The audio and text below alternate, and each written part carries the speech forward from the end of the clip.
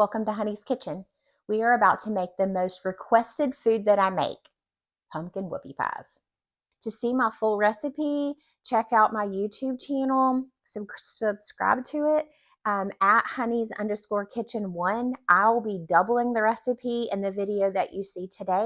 The days of making several batches of these and sharing them with everyone are over, sadly. Maybe until after I have my surgery. I don't know. It might go back to the way things were before after that. But as of now, it's not. So I'm sorry if you know me and you're waiting for these pumpkin whoopie pies. I don't think I have it in me to make enough to share with everyone. I might, however, be open to selling some. I don't know, hit me up, give me an offer if that's something that you're interested in. But I'm sharing the recipe with you, so you guys try to make it yourself. Got some oil. I'm choosing to use avocado oil, but you can use vegetable oil if you want. Some pumpkin. This is 100% pure pumpkin. And sugar. I have a mixture of brown sugar and regular sugar, and y'all, this is a lot of sugar. Just know sugar is bad for you, but only make these one time a year. I think we're going to be okay. I'm going to start my mixer and just mix this until there's not any lumps. Pretty smooth. I'm going to add some vanilla and some eggs.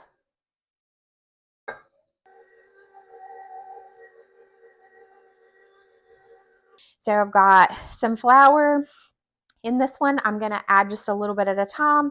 I also, in this bowl, have ground ginger, cloves, cinnamon, nutmeg, some salt, baking powder, and baking soda.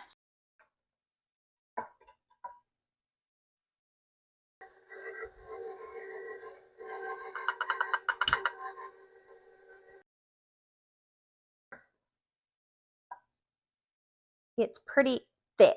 So this is why I struggle with piping this out, is because it is so thick. I'm going to tell you guys a funny story about my husband. He's a pretty funny guy. Yesterday, we went to look, thinking about trading in and upgrading our family car.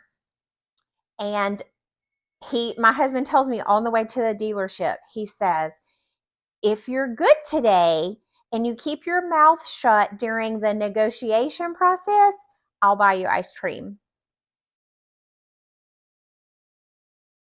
I guess I did good because I got ice cream.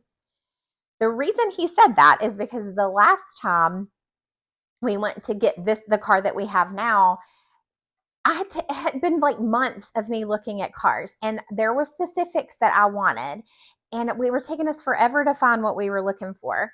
So once I finally found it, when we got to the dealership, I told my husband, I'm like, I don't care what this car costs. I want this car. So he's knowing that, like, I'm pretty spoiled. So he was like, she's going to go home with this car. I got to see if I can make the best deal out of it. We were at the dealership literally all day. So I'm tired and fed up at this point. So I just start talking. I just butt in and start talking. And even the salesperson, he was hilarious, but he was like hitting me on the knee because he wasn't the one that was negotiating with the price. It was my husband and somebody else, some finance person, I guess. He hits me on the leg a little bit and he's like, girl, shut up. I'm like, I've freaking been here all day and I want this car. I didn't say that out loud, but in my brain, that's what I said. So you're talking about my husband being super funny. I told him at some point during making whoopie pies, since this is such a favorite of everyone's, I said, you know what? This is killing my hand. I don't think I'm going to be able to make these whoopie pies anymore. He comes home with this. I mean, honestly, it's pretty genius. This is a grouting bag that him and my boys use when they redo swimming pools to hold grout with. And it has a rubber tip that you just cut off to whatever size you need. But it's lined on the inside with like a slick material just to keep the grout from sticking. So really it was genius, but it's more firm. So it's actually easier for me to put all this stuff in here and hold it up with my hand. So it's amazing. But he was like, joke's on you. You are still going to be making these whoopie pies for me. I'm just going to help you out a little bit. Probably about half of our cake mix. Oops.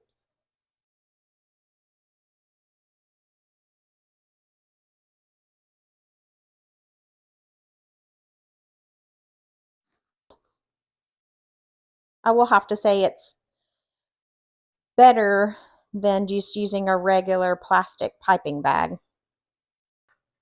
I have 2 ovens, so I usually try to fill them both up. I try to make them the same size, but it's sometimes really hard to do. On the other pan, I'll probably make a few that aren't quite as big. I'm going to put them in the oven on 350 for about 11 to 13 minutes. This is what they look like when they're done. I'm going to let them cool on my pan for just a few minutes and put them on a wire rack just to let them cool off just a little bit. Then we'll put the filling in between the 2 cakes. Cook for about 11 minutes in your oven and then kind of touch the tops of them. If they spring back, then they're done. But if they mush in, then they're not done. So that's why I say usually like 11 to 13 minutes or so is what it takes in my oven anyway. Let's start making our icing. Some cream cheese, some softened butter. We're just going to cream both of these together. Adding some vanilla. Add some powdered sugar. And then add like maybe a cup at a time, and then mix in between until you get the consistency and the taste that you want. A little bit of cinnamon.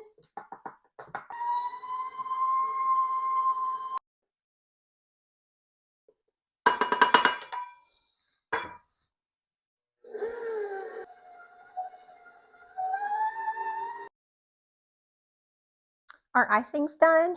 It's really thick, but we want it thick. You can thin it down with a little bit of milk if you would like, but just remember that you're putting it between 2 pieces of cake and you don't want it runny. We're going to use the same bag. It's just clean now. I'm going to load it with our icing and we're going to pipe it onto our halves.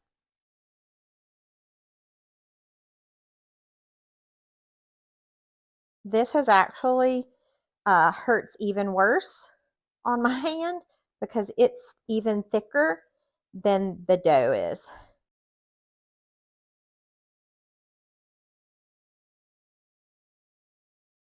What do you think? They're all done. I know I felt like that made it look easy, but I promise you it takes a little bit of work to do. So I just put my tops on, kind of smash them down just a little bit so it almost kind of looks like an oatmeal cream pie. So look.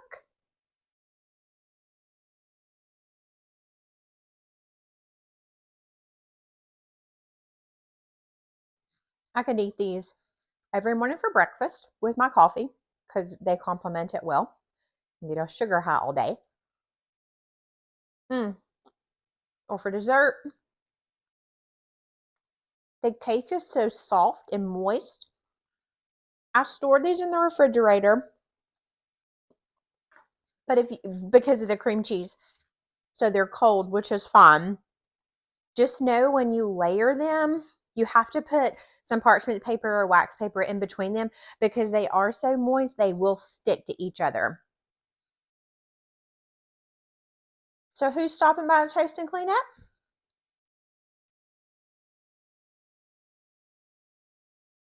Thanks for stopping by Honey's Kitchen.